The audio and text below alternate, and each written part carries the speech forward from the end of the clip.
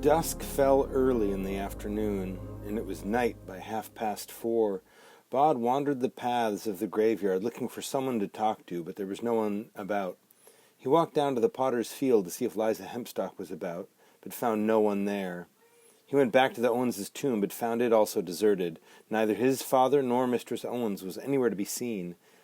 Panic started then, a low-level panic. It was the first time in his 10 years that Bod could remember feeling abandoned in the place he had always thought of as his home.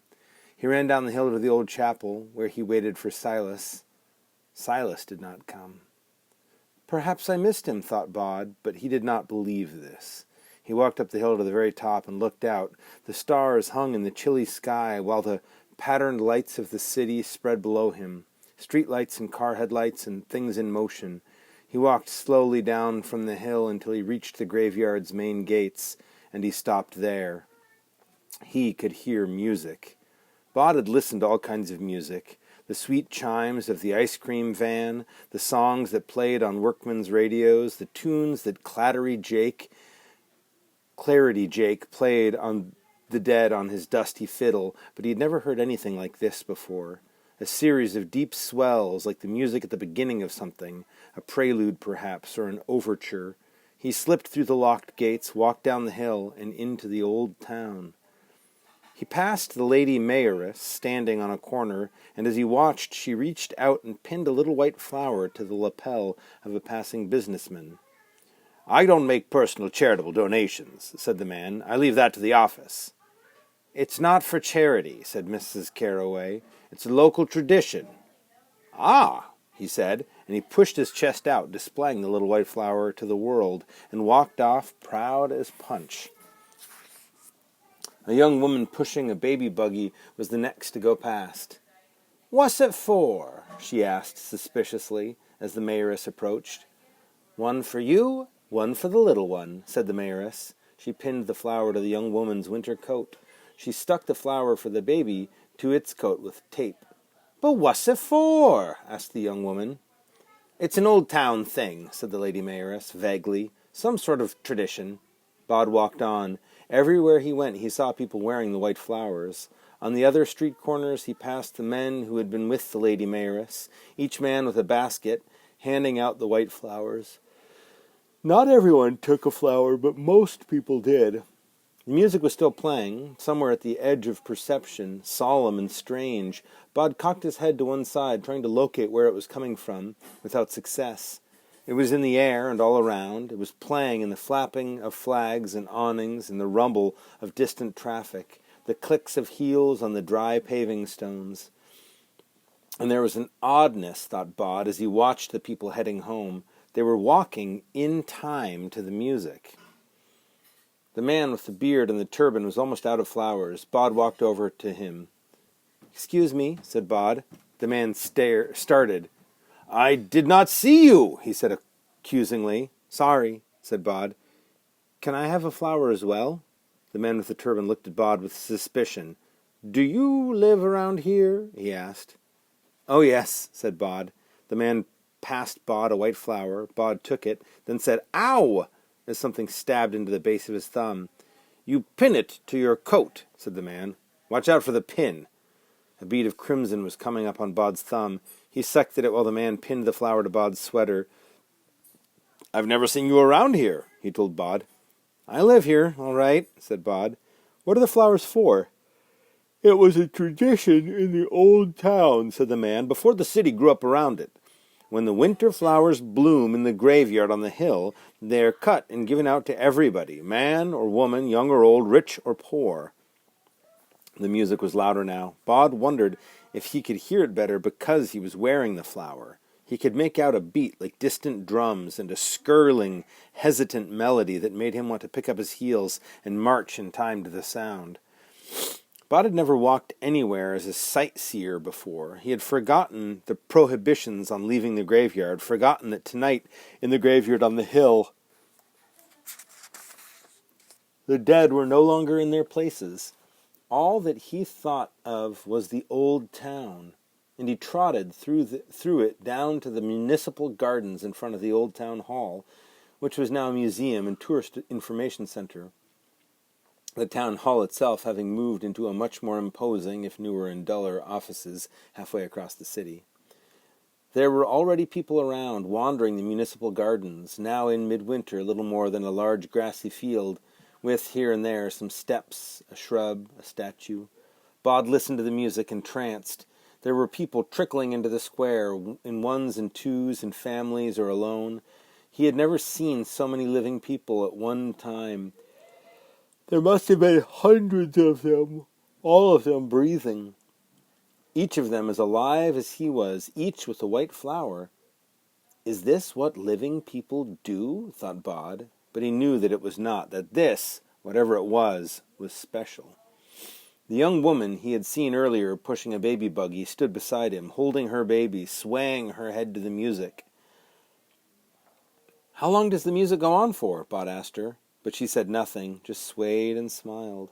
Bod did not think she smiled much normally, and only when he was certain that she had not heard him, that he had faded, or was simply not someone she cared enough to listen to, she said, "Blimmin' heck, it's like Christmases," she said.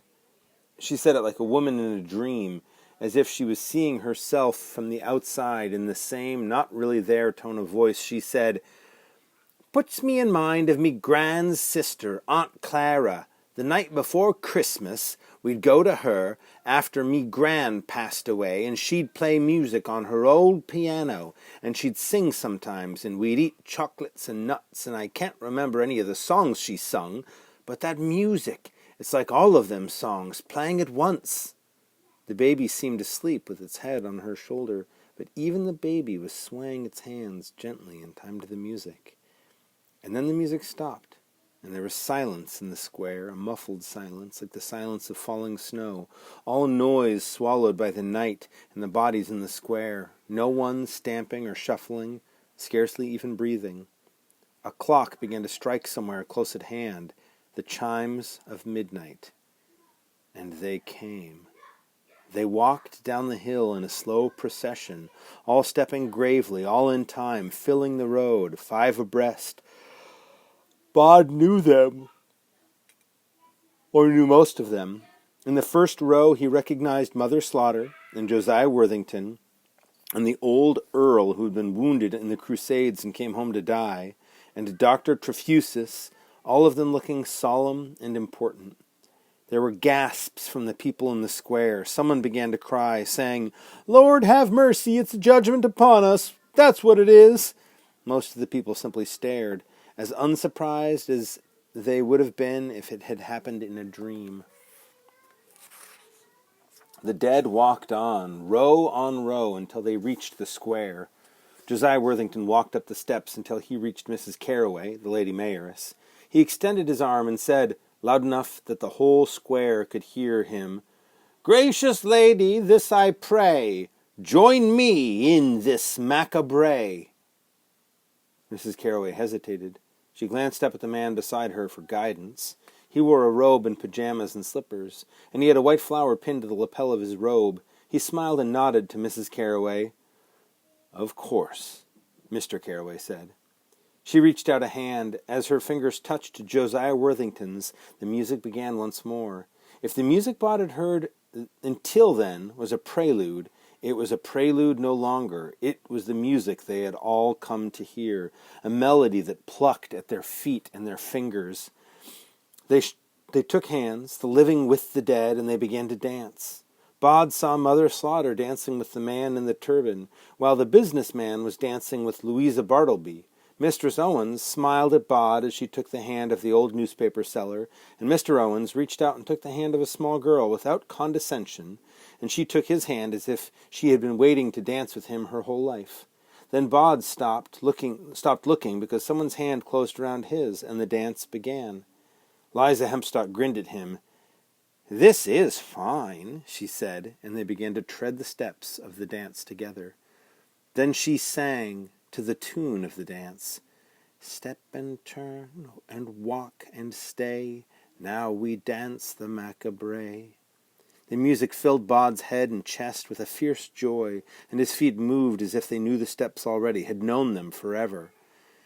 He danced with Liza Hempstock, and then, when that measure ended, he found his hand taken by Fortinbras Bartleby, and he danced with Fortinbras, stepping past lines of dancers, lines that parted as they came through. Bod saw a Banzer Bolger dancing with Miss Burrows, his old former teacher. He saw the living dancing with the dead, and the one-on-one dances became long lines of people stepping together in unison, walking and kicking, la la la oomp, la la la oomp, a line dance that had been ancient 1,000 years before. Now he was in line beside Liza Hempstock. He said, "Where does the music come from?" She shrugged. "Who's making all this happen?" "It always happens," she told him. "The living may not remember, but we always do." And she broke off excited. "Look!" Bod had never seen a real horse before, only in the pages of picture books, but the white horse that clopped down the streets toward them was nothing like imagined. It was bigger, by far, with a long, serious face. There was a woman riding on the horse's bare back, wearing a long gray dress that hung and gleamed beneath the December moon like cobwebs in the dew. She reached the square, and the horse stopped, and the woman in gray slipped off it easily and stood on the earth facing them all, the living and the dead of them. She curtsied. And as one, they bowed or curtsied in return, and the dance began anew. "Now the lady on the grey leads us in the macabre," sang Liza Hempstock, before the whirl of the dance took her off and away from Bod. They stomped to the music and stepped and spun and kicked, and the lady danced with them, stepping and spinning and kicking with enthusiasm. Even the white horse swayed its head and stepped and shifted to the music. The dance sped up, and the dancers with it. Bod was breathless, but could not imagine the dance ever stopping. The macabre, the dance of the living and of the dead, the dance with death. Bod was smiling, and everyone was smiling. He caught sight of the lady in the grey dress from time to time as he spun and stomped his way across the municipal gardens. Everyone, thought Bod, everyone is dancing. He thought it, and as soon as he thought it, he realized that he was mistaken.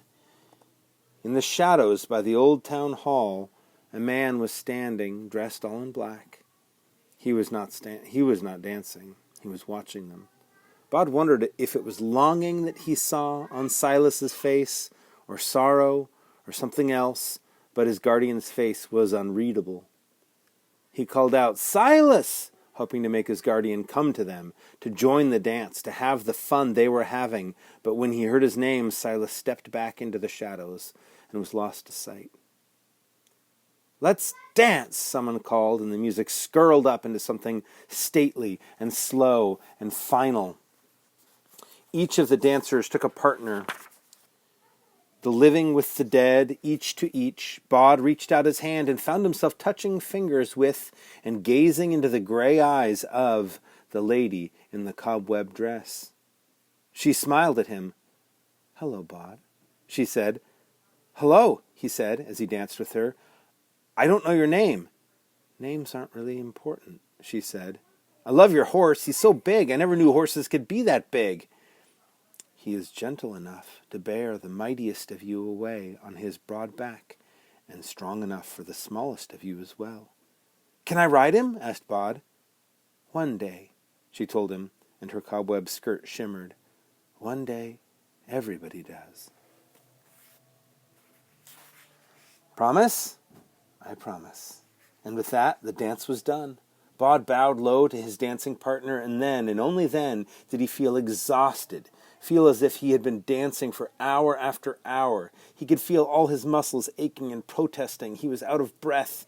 A clock somewhere began to strike the hour, and Bod counted along with it, 12 chimes. He wondered if they had been dancing for 12 hours or 24 or for no time at all. He straightened up and looked around him. The dead had gone, and the lady on the gray. Only the living remained, and they were beginning to make their way home, leaving the town square sleepily, stiffly, like people who had awakened from a deep, deep sleep, walking without truly waking. The town square was covered with tiny white flowers, It looked as if there had been a wedding.